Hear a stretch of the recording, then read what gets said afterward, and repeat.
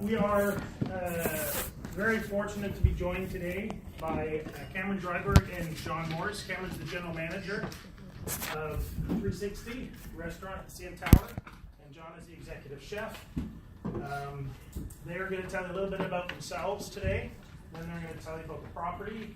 We already started talking a little bit about it on Tuesday and a lot about sustainability. And then they're going to ask you their question that they want you to help them answer. And I think it's a very exciting one, and it will challenge us. And then what we'll do is we'll open it up for questions. While they're going through their presentation, please think of some really good questions to ask them. This is your opportunity to ask them questions. This is going to be the time. They're very busy, and it's great that you joined us this morning. So thank you, and I'll turn it over to you guys. Let's give a round of applause there.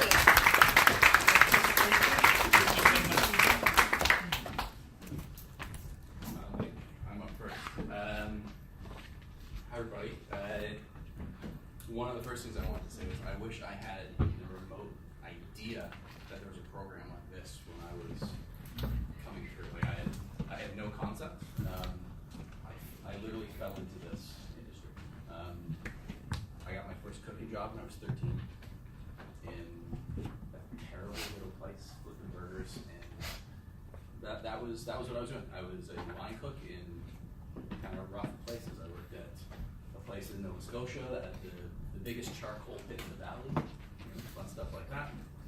And eventually, I was doing my business degree, and I knew that I couldn't sit behind a desk. I knew that I couldn't do that. And I surprised my parents and said, I've got a job. They're very excited for me to tell them I was going to be a bartender in Scotland, which wasn't exactly what their high hopes were for me. And I ended up working there. It was supposed to be for 6 months, and ended up being there for 4.5 years. And that was purely, every time I was ready to come home, a new opportunity came. And it was just seizing those new opportunities. And suddenly it had occurred to me that I'm developing a career. Again, my parents weren't quite on the same path. I moved back to Toronto in 2005, which, looking around this room, I'm like, that seems a long time away for you guys, thinking of 2005. And actually, that's where I met Bruce. Interview with Jump? Did we have a talk at Jump, I think? Yeah. And for you guys, is realizing Bruce is, I was interviewing with 2 different companies. And the first company I was interviewing with, they were great. And they said, where else are you interviewing? I said, well, meeting with OMB. They said, you've got to talk to Bruce. Cool. I was meeting Bruce the following day, and I met Bruce. He's like, you've got to talk to Yannick at this other company. So they were both complimenting each other. And I can remember Bruce walking into the restaurant where I'm at the bar waiting for him. And I remember him walking in. I think you were the VP of? I think so. Yeah, so you were multiple steps above where I was. And watching Bruce come into the room, walked into a restaurant, and literally, before coming to me, he did a full walk of the room. Checked garbage cans, checked glassware. He said hi to everybody. He said hi to everybody by name, which totally blew me away, where I'm thinking this super elevated guy that he knew exactly what was going on still. And he came, we had a chat, and I ended up not. We ended up working together. And from there, I ended up working at a restaurant called Splendido. So I spent 3 years at Splendido, which at the time was crazy prices, crazy elevated service, everything that you dream of when you watch TV or read magazines on a fine dining restaurant. In 2008, they were expanding, and they were opening a new, more casual restaurant called Nota Bene in Toronto. And I went in as the general manager there. So I got to do an opening, which I highly recommend if you guys ever have that opportunity. I should say it's the absolute worst experience of your entire life. And if anybody ever asks you if you want to do it again, you'll probably say yes. So we extremely successful. I think we actually changed, in my mind, we changed the part of the map of Toronto and how restaurants function and expectations. After about 6 years there, I decided I had to get out of restaurants. I couldn't do it anymore, and that lasted 6 months. And then I got back in again. and I ended up working with a company called The Chase, which I don't know if you guys are familiar with.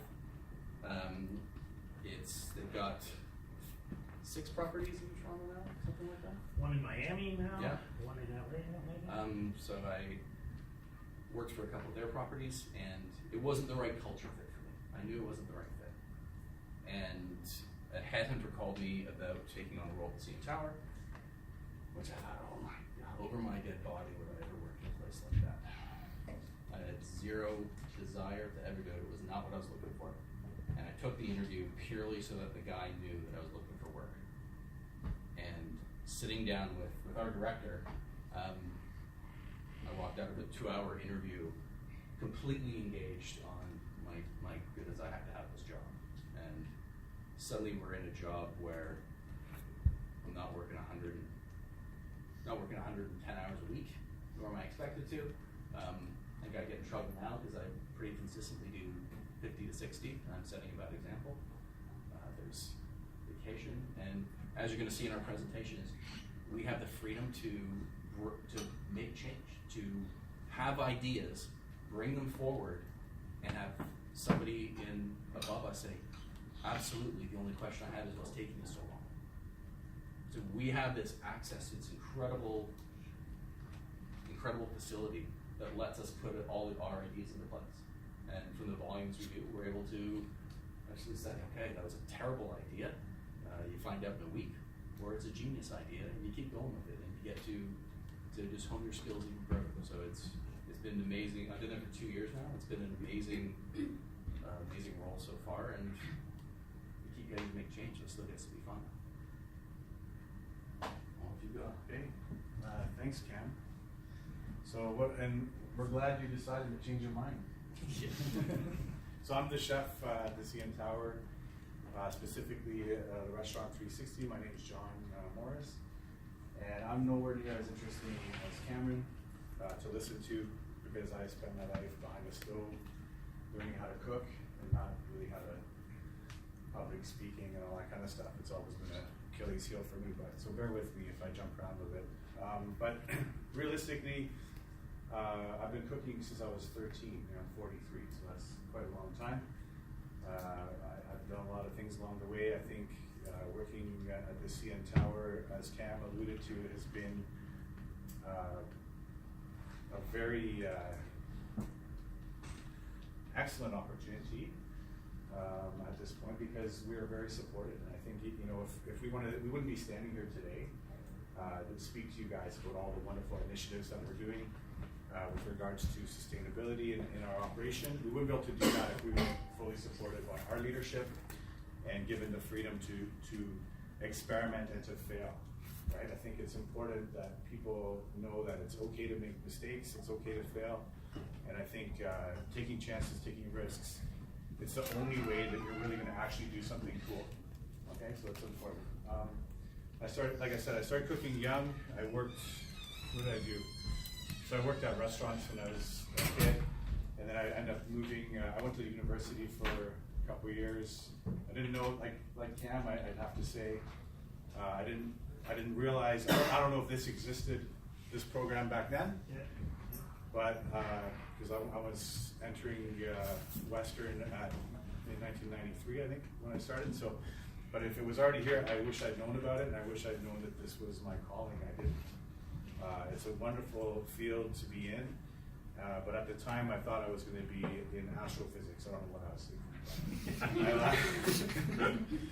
I lasted a year and a half in my university career, and before packing it in, I said, I got to get back in the kitchen. The kitchen is where I have the most fun. It never felt like work to me.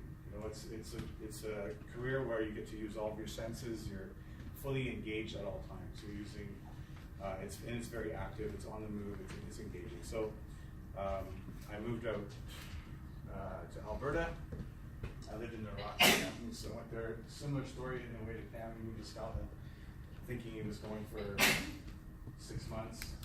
I had a 6-month contract in Alberta, and I ended up staying 5.5 years. So I fell in love with that area. It was beautiful, and I went to school in that time. I went to culinary school in Calgary, and I learned how to properly cook. And I learned a lot of the stuff that I had been doing since age of 13 wasn't quite the right way to do things, and so I learned the proper methods and terminology and all that stuff.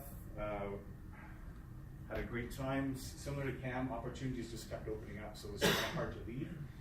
In the end, I did want to make my way back to Ontario. I have family here, and so I ended up back opening a hotel in Ottawa.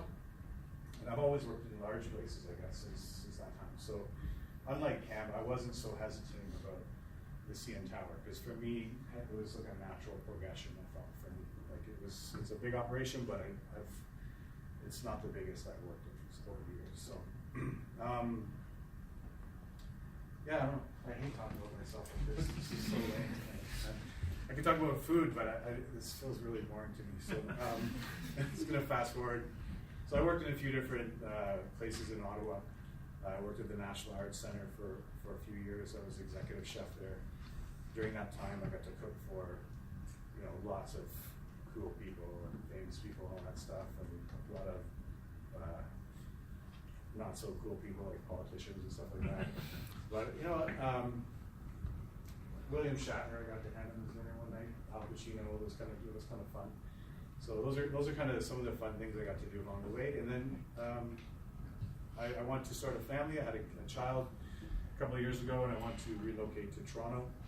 And at the same time, the CN Tower was looking for a chef role that I know. For the first time in 20 years, they were looking for a chef. And it's the same time I was looking for a position, and just happened to kind of line up, and here I am. Good to work with Cam. So life is good. And I just met Bruce through Cam. I don't have any cool Bruce stories to tie in. There's only one, actually, Cam has it. Yeah, so, but hopefully we'll make a story. Well, and you did come, I give these guys credit, huge credit. They came to the symposium, UGSERP symposium last year, which was fantastic to see, two leaders in our industry come from Toronto to Guelph for a symposium on sustainability. That was impressive. Yeah, it was good to come. I mean, the whole car ride home, we came with our director of food and beverage.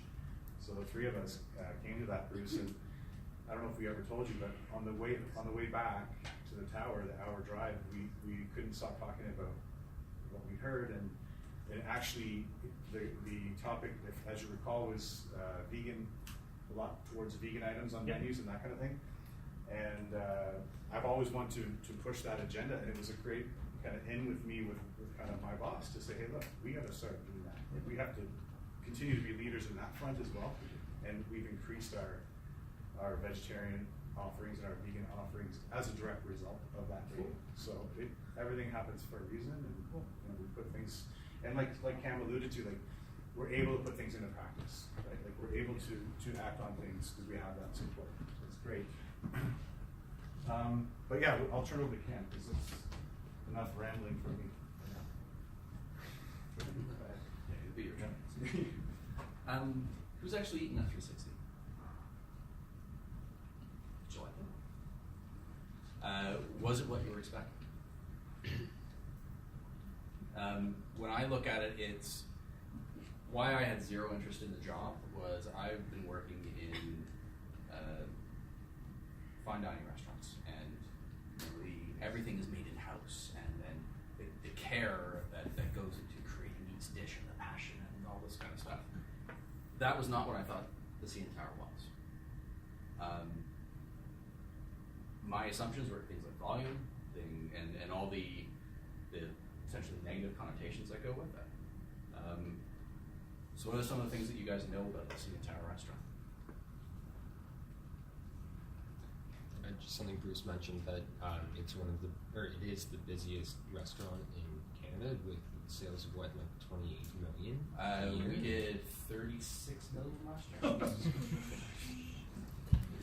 So mind-boggling. It's a new record. Yeah. The year before that was the previous record. Yeah, it's. I've worked in big places. I worked Nota Bene, which is kind of my standard for things. Is we had 250 seats, and we had 8 million one year, and it was blow your mind huge. This is what we do on a regular basis. What else? Yeah. You have low turnover, Yeah. very, very low turnover. You're respect its people. Yes, 100%. You're unionized. Yeah. And there's connotations that go with being unionized as well. Yeah, a lot of the servers there have been there for a long, long time. I have servers that have actually been there longer than I've been alive. Yeah. Which, for me, the standard is if I can get 2 years out of a The senior tower hasn't server, been that's there- fantastic. Hasn't been there for 60 years. But it's guys have been there for people have been there for over 40 years. It's crazy in one job, and that's kind of unheard of in any industry these days. It's just not the way things go. Certainly not hospitality, right? No, like I said, if I can get 2 years out of somebody, you spent your career with me. That's right. So my assumptions when I was looking at the CN Tower was GFS and Cisco. The trucks just pull up and unload massive skids of food. That the cooks being a relative term, my assumption was that they assembled frozen pieces and then just kind of shoved it out. Everything being cooked with a microwave that these people don't actually do. Cooking in the basement. This is one of the ones that Oh my God. we actually have an article. We shouldn't even be talking about I it know. now. We always say we'll never bring it up. You know, because people continue to believe her. There's an article from 25 years ago stating that food is cooked in the barn. And we have a review from a year ago saying food is cooked in the barn. But you guys don't use gas, right? There's no gas. Yeah, induction. Induction, yeah. There's a All kitchen on every electric. floor. Yeah. We cook everything on every, and it's fresh food coming through. I remember getting the tour and just being, this is not at all the place that I've had in my mind. Can you imagine though the image of like somebody coming up the elevator with your steak after you ordered it? Why do people Timing want to that to go believe with that that. so It bad? sounds like government. Doesn't make Yeah, it's sense. like government efficiency. The things I found out, it wasn't all roses. The things I found out when I first started is talking to the guy who was a wine director at the time. And he said no one will pay over $50 restaurant price for a bottle of Canadian wine. They just don't do it. Guests only want to drink Bud, Corona, Heineken, Canadian, Stella, Guinness, all the big stuff. So we provide cheap product with high prices. When I'm a huge whiskey geek, and when I see a cocktail list, I want to see what you've got. I remember being absolutely crushed that literally our whiskey cocktail was Jim Beam, grapefruit, and Sprite. And I look at that as, when I was your age, that's what I was drinking in like my student house in New York. That's all I had. And but for that to be a flagship cocktail that we're offering people, didn't really work with what we're looking for. And part of how John and I both got these roles was there was a big push to change the culture of what the tower is. And that changed the culture from on a personal level as well as the products that we're offering. So here's a look at our summer. So these are numbers from June 1st up until Labor Day.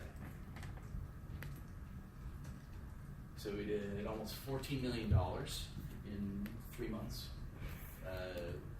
We served 140,000 people. So if we look tired right now, Yeah. we just came off our busiest 3 months of the year, right? The busiest restaurant I've ever worked in did 80,000 in 1 year, and we did this in 3 months. Between John and I, we managed 250 staff, which again isn't small.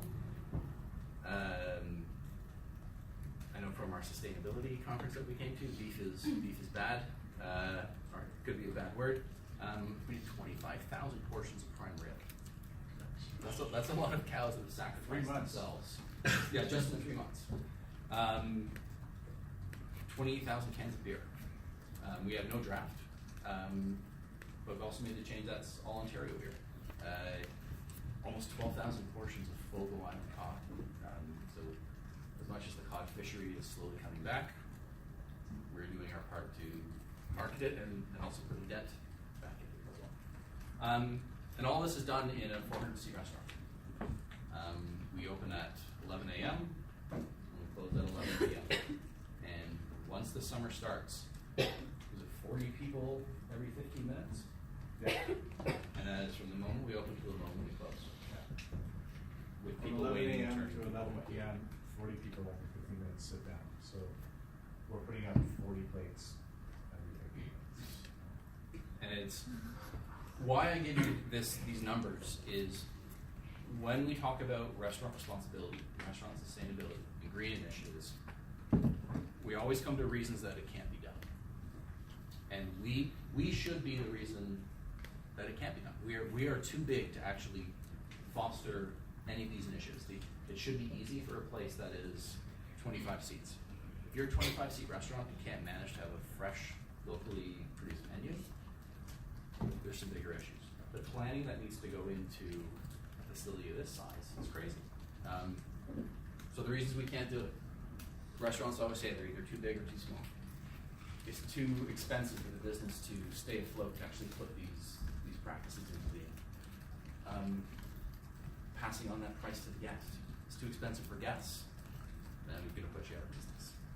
The guests don't care. Do they care if you're having sustainably caught cod? Do they care if you've got organically raised vegetables or chicken? Do they care? And even if, will guests support it? Will they support these initiatives that you're doing that take time to get right? For me, and I think for John as well, what we see on this is their excuses. What it comes down to, it's a lack of vision by the restaurant industry as a whole, and a lack of leadership. It's a lack of trying, and it's the fear of change. And we are extremely lucky that the roles that we have, we get to work in a place that has a tremendous amount of resources. And we have people that believe in us, that when we come forward with a change, they put it in place. And because of the size that we are, we see ourselves not as leaders of the CN Tower and leading them forward. We see ourselves as leaders in the restaurant industry in Canada, but also just in how to conduct yourselves good business. That being sustainable is actually good for business as opposed to being the business killer.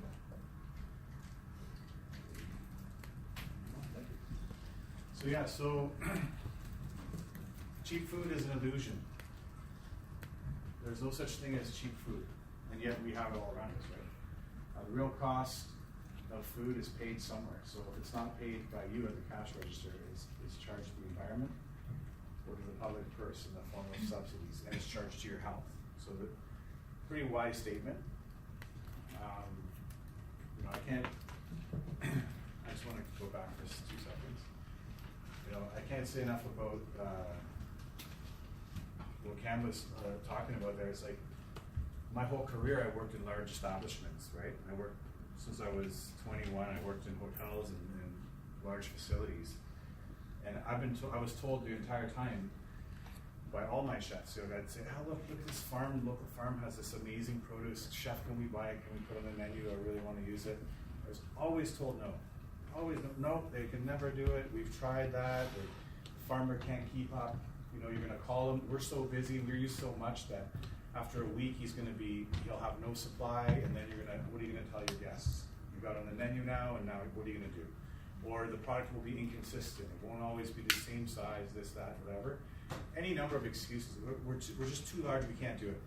And I always felt like that was bologna sandwiches like bullshit. Right? Like it's complete because when you have something so beautiful that you could share, and it makes sense on so many levels. Economically, you're investing in a local community. Nutritionally, you're getting food that's fresher and you're able to offer it. Why wouldn't you do it? Why wouldn't you do it at least some of the time? And when the guy runs out, or when and if they do, you can buy the stuff you're buying now, which is California vegetables or whatever it might be.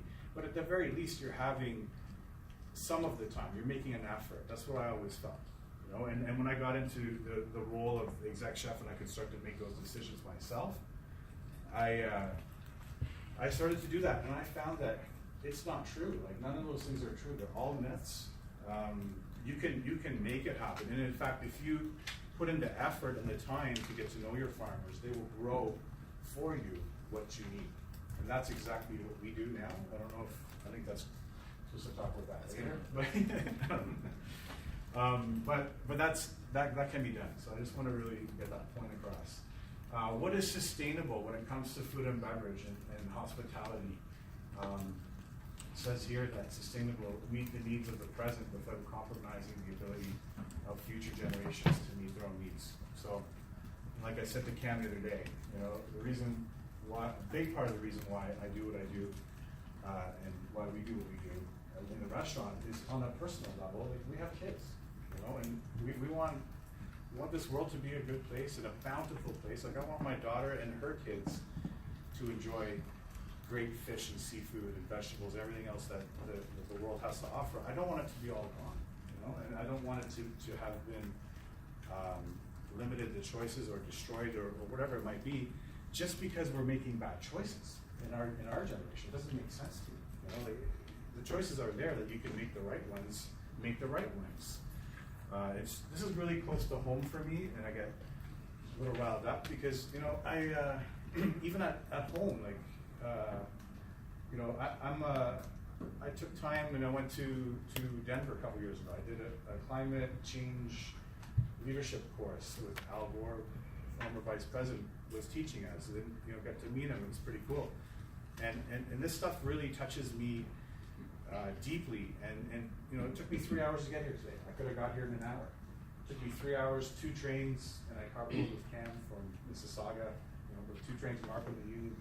I could have, if I wanted to drive, if I wanted to own a car, drive every day, and a bicycle. So I got a bicycle, 2 trains, and a car. But if I don't own a car. Like, I ride my bike everywhere. Like, this is how deeply this goes with me personally. And I think we all have choices to make each and every day, and it's about effort. So what kind of initiatives we've done at the restaurant? We've done Feast On. So we have Feast On certification. We have Ocean Wise certification. We work on limiting our food waste. We have a kind of unique way that we deal with our food waste, I'll talk about in a second. We have our own garden. A lot of people don't know that. We call it a rooftop garden. It's kind of a little bit of gimmickry there in the marketing department, but because obviously it's not on the roof of the CN Tower, I think the wind would just blow everything all across the city. But it's kind of one level up above the street, so it's on the first level roof, the deck roof. And we have lots of stuff we grow. We have, and we'll talk about that too. We've got, we take a lot of care, like I kind of mentioned, dealing with farmers directly and sourcing products in such a way, like Cam talked about earlier, Cisco and GFS. Do you guys know what that is? Yeah? You're aware?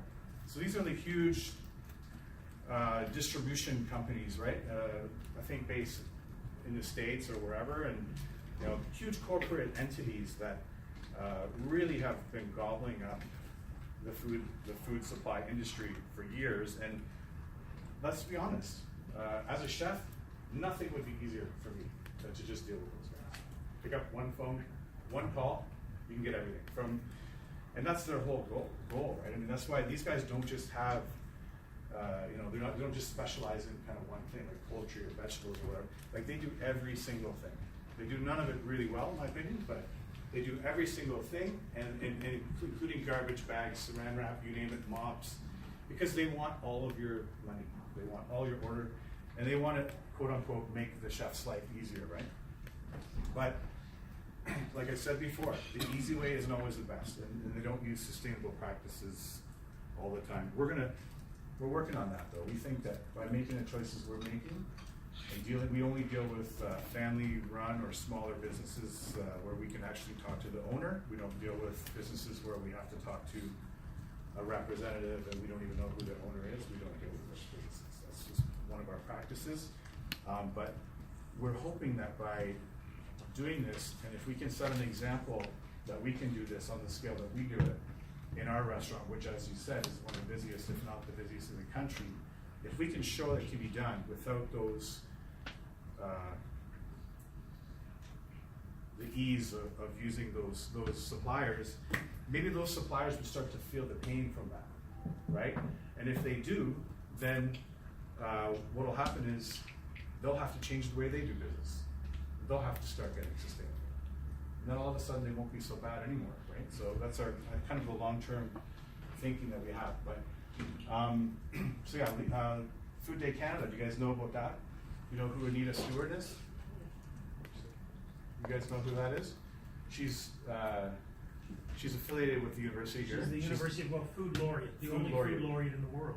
The only food laureate in the world. So she's Canada's food laureate, and a wonderful lady, and really passionate about food and Canadian food. And someone who started this Food Day Canada initiative, I believe, 15 years ago. And we did a couple events this year surrounding that. We're working on, right now, Cameron and I are working on getting LEAF certification, which is another level of sustainability certification. We serve a lot of EQA wines. We only have Ontario craft beer. We don't have any of the big labels. No mobsters came to none of those things happened that people said would happen. And we're being very successful. Cameron has, with that one move, kicking out all the large breweries and the corporate breweries, he's made a difference in people's lives. We know the owners of these places, we get to see it, and now their businesses are thriving. And we're putting money into the local economy. And guess what? As a result, our beer sales are actually up, our revenues are up, and our profits are up. So this whole thing that, oh, local costs more, and you can't, then you gotta charge more, and no one's gonna buy it, and all this kind of stuff, it's all crap, okay? Canadian liquor we focus on in our drinks list. Free range, free run eggs we use, we don't use the cheap stuff. Straws we switch, we still have straws unfortunately, but people want them. So we have the paper ones at least. We did that just 6 months ago. Disposables in general, we changed everything from what it was, we changed it all to compostable. And we try to limit the use in general, but then when it must be used, at least it's going to be compostable.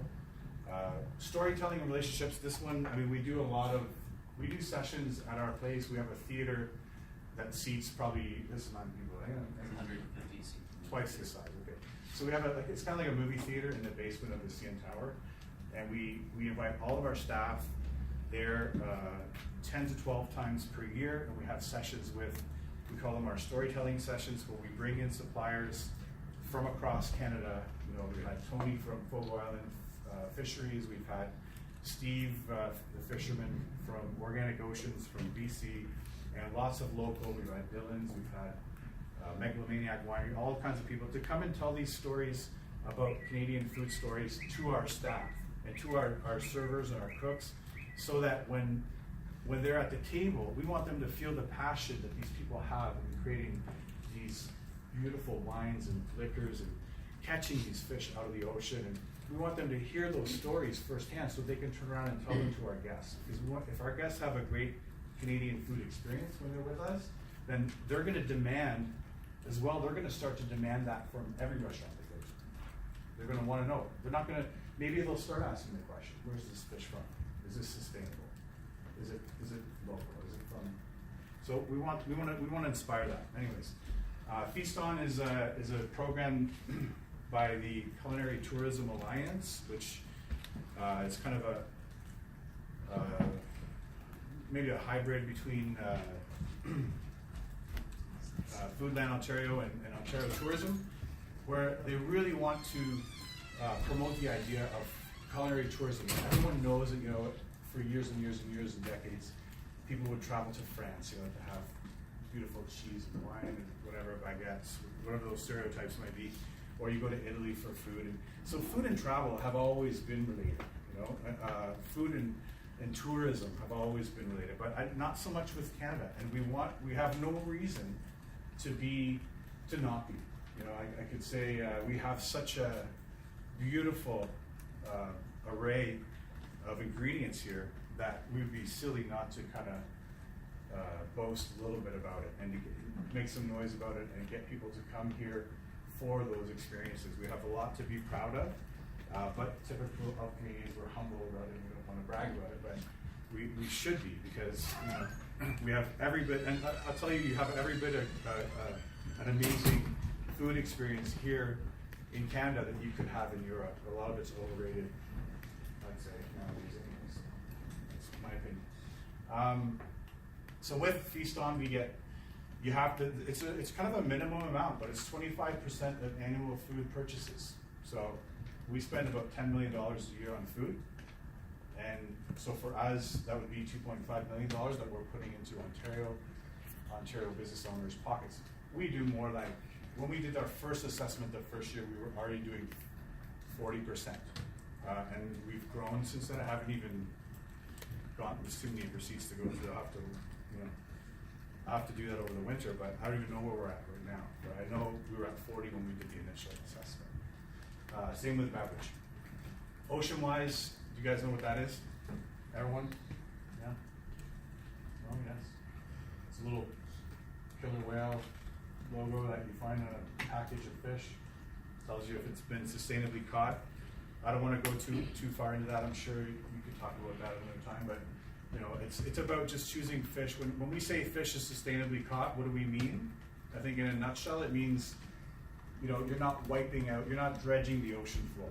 You're not destroying a whole bunch of marine life just to get your fish. You're not catching, like in some cases, like look at that stat right there.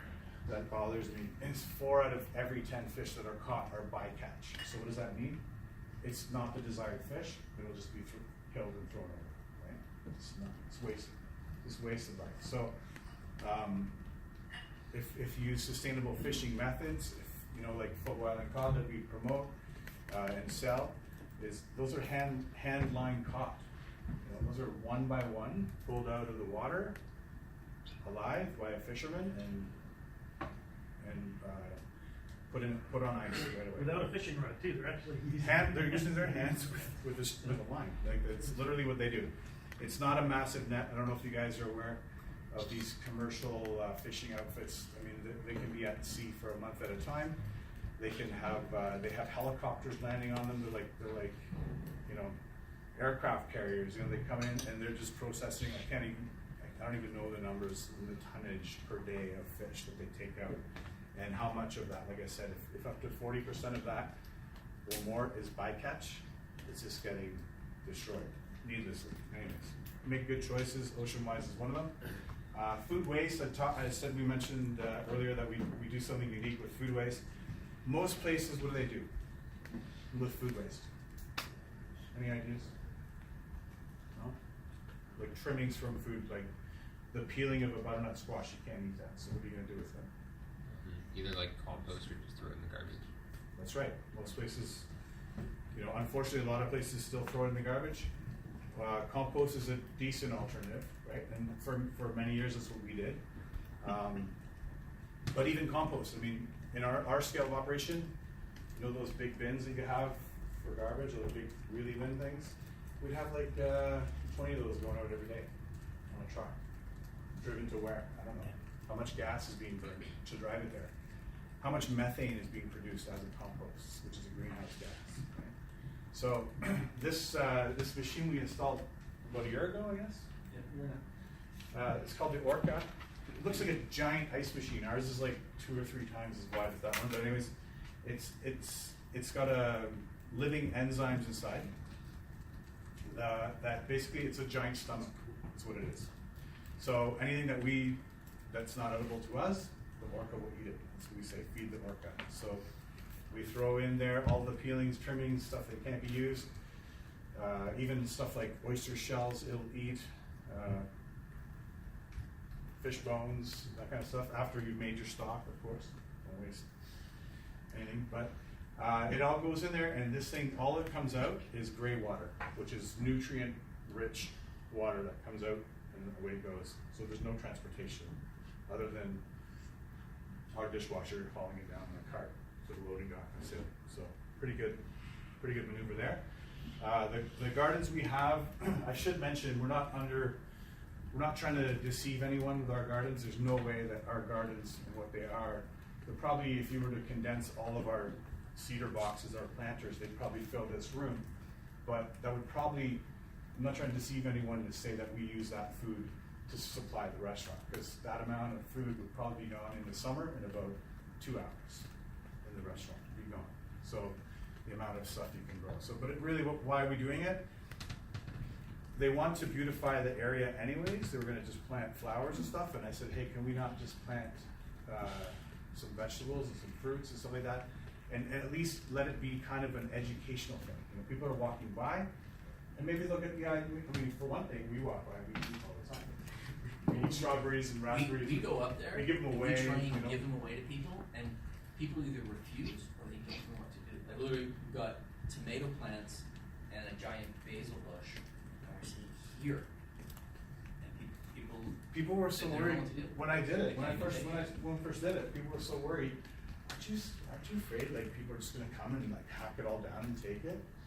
I said, no, I want them to. If they do, they do. Like at least someone gets to enjoy it, and we, you know, it's done something. But the opposite is true. People are almost like reverent of it, right? They walk by, oh, it's beautiful, but they don't even recognize it as food. It's kind of weird. But we grow all these things, and it's just to show people that this is what you can grow here. You know, at your home, you could grow all these things. We have apple trees, we have cherry trees, we skip around here, sorry, and all kind of berries and stuff like that. It's pretty cool. Sourcing. So we talked about we don't use the big boys and girls in terms of suppliers. So I just threw up some logos here. These are some of the just from our current menu alone. These are some of the people that we're dealing with on our current menu. You know, Sleggers. Thanks to Sleggers and the new farm, all of our lettuce, and I should say one that didn't make it on there is Greenbelt microbreeds as well. All Ontario, and all of our lettuces for the whole year are Ontario. It might not sound like a big deal to you guys, but for me as a chef, it's a huge deal.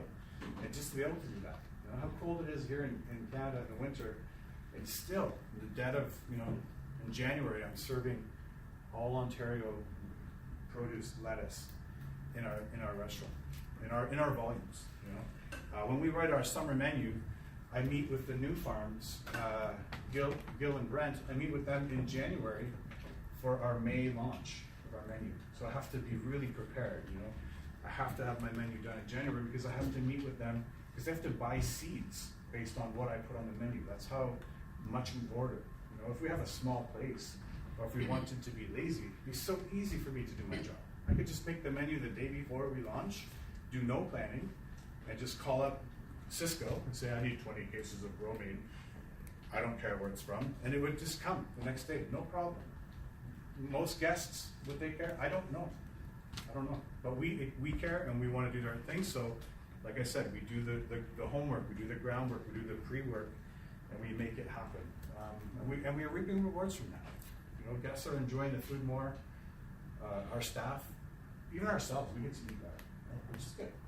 It's all nutrient, and we have the satisfaction of knowing a lot of our money is going right back into our local economy. Food Day Canada, this is part of the event. We served some of these little, I had 5 chefs, 4 guest chefs plus myself. One from the West Coast, one from the East Coast, one from Ottawa, one from here. And then myself doing little food stations. We gave away 2,500 portions of food. I just asked the chefs, make a little tapa type thing that represents Canada food, Canadian food to you. What do you want to serve? And all Canadian was the only kind of stipulation. And we just want to promote and said, why? What are you doing? Are you charging people? Are you doing? No, we're just going to give it away. We're just going to talk about and educate, enlighten people. What is Food Day Canada? Why should we care? Just an awareness, right? So we did that. That was on the 4th of August. That was a lot of fun. Cameron helped out. I think Cameron even got the tweezers out that day. We put him to work back in his cooking roots a little bit, so it was a fun day. And Anita Stewart, who is here, the University of Guelph's food laureate, she came and spent the day with us as well. It was kind of cool. We got Patrick McMurray, the world champion oyster shucker. He fares from the Delta Toronto. He's originally from BC. Mark Lepin of Atelier Restaurant in Ottawa, and Murray McDonald, who was the founding opening chef of the Fort Island Inn. I think it's you, Lenny. Thank you. I think you'll kind of notice from John that he has the passion of the environment. So I think our approaches are, he looks at the environmental cost and then the financial, and I totally come at it from a different point of view. I look at it in financial, then how do we make it make sense in the green world? With wine, where this is where I first got struck by it, that we were doing the wine pairings for our future menu, and the gentleman came up to me and said, okay, I think I've secured our Chardonnay by the glass for the winter menu. What do you think? It's $18 or whatever. I'm like, yeah, it's okay. We're like, tell me, it's like it's French wine we always get. I'm gonna order 3 skids and that'll get us through the winter. And I'm in my, we're ordering 3 skids, and we live just down the street from See fantastic Niagara. wine. You can see You Niagara. can literally see from where from the tower. And we came back to him and look, just humor me, find something in Ontario. It's like, can't be done. Not for the price we're looking for, can't be done. Well, just humor me. And it took 2 days. He came back and said, okay, try this. And we're happy to be with our director at the time. I'm like, okay. I'm like, cool, this is good. Tell me about it. He's like, Niagara. Perfect. Because $18 a bottle. Okay, it's a little pricey for what I'm looking for, but okay. Well, if we buy 100 cases, they'll give it to us for 12. I'm like, Jesus, like buy 150 cases, buy 200 cases. And he's like, yeah, they only make 100. And that was the light bulb going off. That we're able to, as a business decision, look at, like I was a farmer essentially, right? He's growing grapes.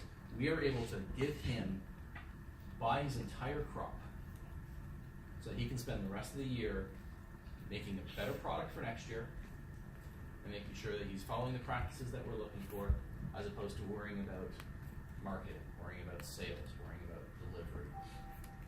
We are giving him the opportunity to be financially sound and keep making great products. And that's kind of where I was coming from in what we're doing.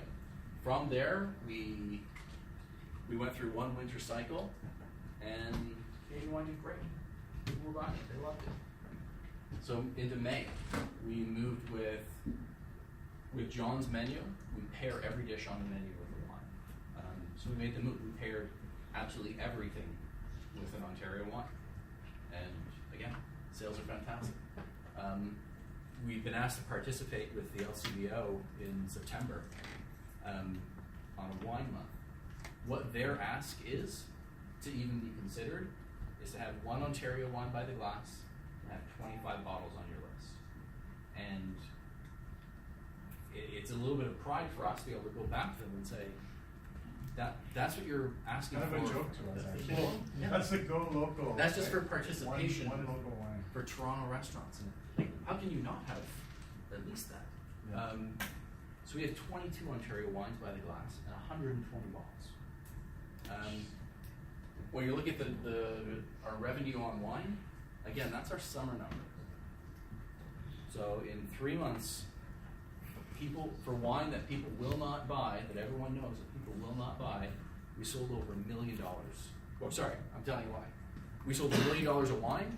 800,000 of that is Ontario BQA. And finding these numbers for this presentation, I gotta admit, I was blown away. My assumption was, we sell a lot of Ontario. I figured we'd probably sell 30 to 35%. I asked our sommelier his thoughts, and he's a very smart guy. He said the same answer as me. And we asked our director, and he came in at 40. So we're at about 70% of what we do is Ontario wine. And again, find another restaurant that does the volumes we do, that actually believes in the product enough that that's what we're selling. So that all translates to about 13,000 bottles of Ontario BQA wine. And for us, it's that entire concept of we're giving back. We are showing the growers of Ontario that we believe in them, and we want to invest in what they're doing. So the picture we have on the side here, it's all about relationships. I literally went into a restaurant to bug a friend of mine to hopefully get some free food and drink, and he told me, he's like, look, I don't have time for you. Just go sit at the bar. There's a wine rep over there. You guys can talk, and bug each other instead of bugging me. And I was sitting down, he was a rep from Megalomaniac, and within a month, he and I had struck a deal that we hauled our bosses in to kind of give them where we're going.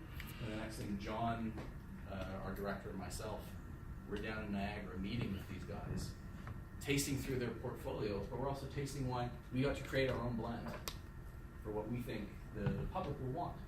We create our own blend, which is only available at the tower, and we sell boatloads of this stuff. And again, it's financially, it's fantastic for us, but we're also making a massive difference in another wine company in Niagara and investing. Which takes to the next thing, I get to play with beer, which is a lot of fun. I went to my boss. I'd only been there for 3 months, and I kind of went up to I had this idea that we're going to get rid of Labatt and Bolson.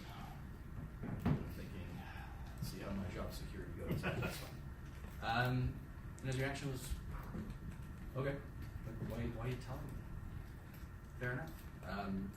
So we put it into practice. We're going to do a 6-month run over the winter to see how we went. And I'll be very honest, it was not a success. And as I'm scratching my head about it, my boss is telling me, no, it didn't work, but it's the right idea. Keep going. We'll give it one more cycle. And now our revenues are insane. You know what it was too, I think? Our staff as well didn't buy into it.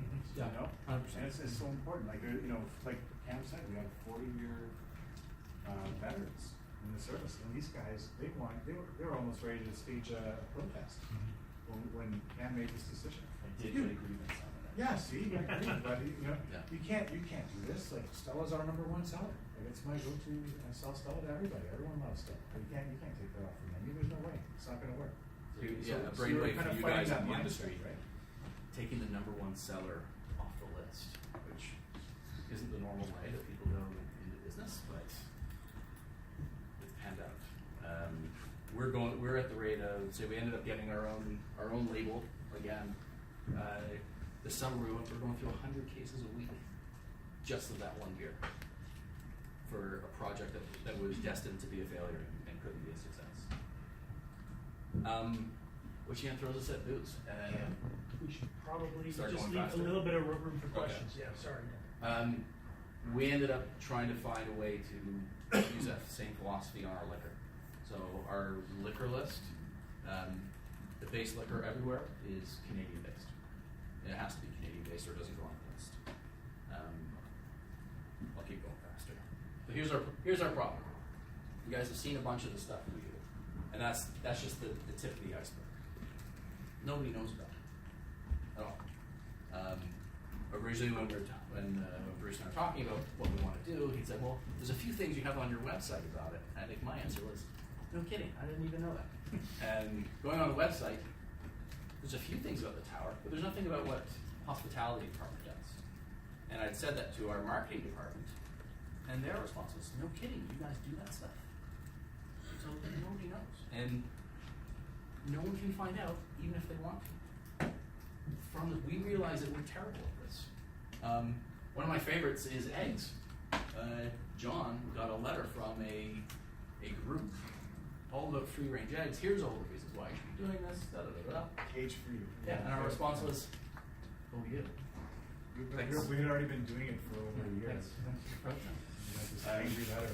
When straws became a huge issue this summer, we converted over, and we said, "Can we tell people about this?" And from our legal department was, "Let's not get involved in the conversation." And that's where we kind of are trying to figure things out. John is involved in a couple of outreach programs that suddenly the towers got wind of, that we weren't really kind of telling them we were doing, and now they're excited about it, and they want to find a way to tell this story. So this is the problem. How do we communicate our accomplishments? I also kind of pinned John out and make him take He pictures. takes the worst out of me and then he puts them on Instagram. It's like his life mission. So how do we communicate our accomplishments? How do we do it, and to who, and who do we communicate to? That's the question that we have for you. We do all these amazing things, and nobody knows. And that goes from the public and our guests don't know, to people in our industry have no idea what we're able to accomplish. How do we help set the tone and move the conversation to how we become increase sustainability throughout the restaurant industry? Yeah, and that's why it's important, right? Because it's not for us to brag, you know, like that's not the point. But we realize that we have to, because if we do, then it'll inspire others to do it. That's our goal. And if we try to More than just your restaurant. well, we're hoping that these other, especially like the larger scale industries out there, I think a lot of small restaurants are doing this. You know, by itself, to say, you know, we're in a restaurant and we're doing local food, that's nothing new. It's not a big front page story. Lots of restaurants do it, especially small restaurants. But it's easier for them to do it, and when they do it, they don't have a large impact actually on the economy, unfortunately.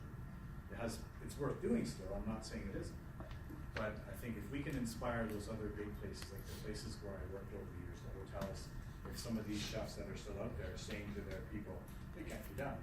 And then we're out there and you guys help us get this message out. We're out there, we are that size and we are doing it, it can be done. And this is how, then maybe they'll wanna do it too. And break through that, so that's fun, yeah. But we have some time for a couple of questions. So my first question, just how often do you change the menu then? I know you said like a summer and a winter menu. Is it twice or 4 times a year? In our case, twice a year. I know a lot of places will say they do it seasonally. In Canada, as you know, there are only 2 seasons. What's the first day of winter? January 22nd or 21st? What new is coming on the market at that time? To launch a new menu, nothing, just stuff that was in your cellar since the fall harvest, let's be honest. And when we change menus, we change everything. So that's John's, the menus on all levels of, there's 5 different restaurants, all the beverage menus, everything in the tower, the entire menus, getting over. And also, like I said, we have to start for May, in January, like it's a process. We have 250 staff, we train them, we give them all full recipe books, full packages, so there's a lot of pre-work that goes in. It probably takes 2 or 3 months just to get a menu done, so. I'm gonna try to be direct, and not sound too sharp. Why? Like, what's the purpose? Why do you want to communicate your accomplishments to the world? Is it? I look at it from a financial point of view. We're gonna get more business. Okay, how much more business are you looking for? You see the crazy numbers that we do in the summer? Yep. That is the summer. There is a lineup. You'll wait 2.5 hours just to get into the tower in July and August. On Labor Day, you can walk in. And it still sounds like crazy numbers, but what we're doing during the summer, we would do 850 lunches, 1,000 dinners, 7 days a week. In the winter, well, we're only doing 400 lunches and 800 dinners. I have space. That when we need to appeal to the local community, we need to appeal to, because the tourists are in Toronto in the summer. That's businessman Cam's answer, right? Yeah, no, He wants to make money. And I'm with him. I want to He make money can give a too. green answer. But like I said before, I want to inspire others to do the same thing. We want to help dispel some of those myths that it can't be done on a large scale. That's why I want the message out there. We both want the message out there for both reasons, I suppose. Okay. What are your current social media efforts like? You're the master of It social took us media. 2 years before the company finally succumbed and allowed us to have an Instagram account, which is carefully monitored by A lot of the director meetings, of marketing. a lot of bureaucracy just to get that to happen. Yeah, so we essentially that's the CN Tower has Twitter, Facebook, and Instagram. Realistically, the people that we looked at is the people that go on those want to look at a picture of a tall building, or they want to look out from a tall building. We looked at it as let's pretend that we're an independent restaurant. That we kind of put down the law that we're not going to show any pictures of the view. We're going to show pictures of food, drink, of what happens in a restaurant. We want to be considered a restaurant. Like, we're under no illusions. We know we're in the CN Tower, but we want to be considered a restaurant as opposed to a place you can look out from. So we have Instagram. That's it. How many school tours do you do? Lots. I don't know how many, but organized through our marketing department. There's every day there's. Sorry, let me Oh, be more us specific. coming out. No, how many school tours do you do going through the CN Tower, in specifically your kitchen, your restaurant, your accomplishments? Explaining, No, we don't do that. okay. There's some There's school an opportunity. tours, We but do, we don't tell them we about. do, yeah, we do tours. People come and tour the kitchen a little bit briefly, and then they go and they tour the restaurant briefly. And we do, But we don't talk to them. yeah, Cam and I don't know. It's our guest services are giving them a tour of the tower. It's like a geography class going to Yeah, 100%. Canada. But they're not getting, yeah, like you said. It's not about To your point, 2018. they're not learning about our accomplishments or They're not in home ec and No. they went to a farm and now they're gonna go to the CN Tower because they're interconnected. No. Gotcha. Write that down. You gotta hand them something that says, look at what we're doing. And sorry. Wait, that's your homework. One last question. So how do you communicate your accomplishment? Can you give me how, like, is it short term, is it long term? Do you want instantaneous? Do you want your sales to double by next year, which is maybe extremely unrealistic? Yeah. Or, It's a long-term game. It's a long-term game, so plus 3 to 5 years. We report to people, so Yeah. they want to see changes now.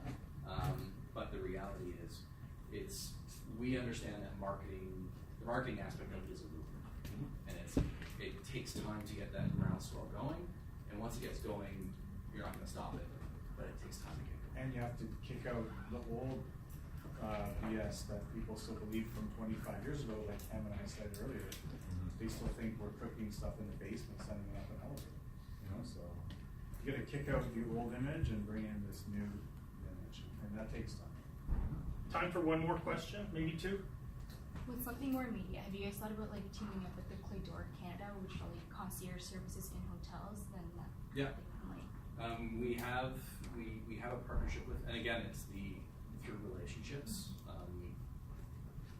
I know a couple of them fairly well, and so we do have some play where we say, if you guys call us, doesn't matter what's going on, you get a table for what you're looking for when you're looking for it, and try to capitalize on those. We make the efforts to go to the Royal York and the Deltas and put menus in We there. hosted their national dinner, Yeah. and 2 years ago we were there, whatever, Golden Plate or Yeah. yeah, it was pretty. Yeah, we have a good relationship. because like typically when I see them refer restaurants out, like not really do I hear like the CN Tower or like anything that like you guys have presented today. Like it seems like that information isn't really out there, so it's like how would you better that relationship with the Clé d'Or so that they can endorse you in that We're not sense? cool. I don't think we've ever been on a top 10 hot list in Toronto. And even I look at the suppliers that John puts up there, I look at them and I know all the cool restaurants in Toronto use those same guys. And those suppliers totally talk it up that, oh yeah, we're in this place, we're in this place. Considering the volume of money we spend keeping these guys, we keep a lot of these guys in business. But we're not the cool ones that help build their brand. And we never change that conversation. One more? Any who call? I think also one Yeah. quick caveat there. You know, I think we're hesitant to recommend in the summer people to come to us because we're so stupid busy already. Yeah. You know, and they want people to have a great experience. So, if they know people are looking for a high end, we are that. But it's a thousand people in there. It's not quiet. It's not intimate, right? But we are. That's one of our challenges. Is like, how do you build the business in the off season, knowing that it's a whole different animal than the summer, right? How do you do that? You don't want to build business in the summer. There's no room for them. You're just going to disappoint people. You're going to create a desire that you can't fill in the summer. Real quick, Colin. So mine's kind of separate, but like, what does your clientele look like? Is it a lot of people from the Toronto area? Like, it being a high tourist area, is it mostly international people that that come to the restaurant, or do you know? The summer is insanely tourist driven, and that goes from people from out of town or your aunt is visiting you and you're bringing them in. As soon as we hit Labor Day, so between Labor Day around to Victoria Day, we probably do more proposals and anniversaries than anyone on the planet, it feels like. If you're an executive somewhere and There's a meme right now going around about. yeah, that's right. But if you're an executive and you're bringing in foreign people, it's an easy way to see the city. So we get lots of foreign business. We get you get the romantic dinners. We're so big that we get everything. So it's tough to market it. But your summer experience is very different than your winter experience. You get a lot of locals in the sense that when they have visitors, Yeah. they'll want to bring them up, right? Yeah. So Sure. you're kind of Six getting, people are coming to visit. even at the same table, could be a kind of half and half local tourists, right? All right, give me 1 minute here before you start packing up. Obviously, I want to thank you guys for coming in and giving us your time, sharing with us a really relevant, topical, real issue that we're going to do our best in trying to come up with some ideas for you. But I also want to thank you, and I didn't really recognize this before your presentation, but just for the inspiration of bucking the trend and saying, you know what, we can do it. You know, we can change, right? Like just try, fail. You know, things like that are lessons that you won't necessarily get out of the textbook, but these are the real lessons of business and successful business and the business of the future. So just sharing your attitude, your leadership, innovation in the industry, it's inspiring. So thank you for that. And we will try to maybe get a day where I'm down there where we can get a little visit with these guys. Stay posted. I have to talk to John and Cam about that. We'll also, if we have any questions specific to the tower, don't email or try to contact them. We'll come up with it in class, and I'll send them a quick note and say we have a question about this and that. For your homework this weekend, work on your assignment 1. Get that done. Tuesday for class here, come into class with a fresh outlook, and we're going to digest what the hell happened today. There's a lot of moving parts, and we're going to come up, okay, what's the question? Really, what is the question? And how are we going to attack this over the next month? And thank you to our guests. This was amazing.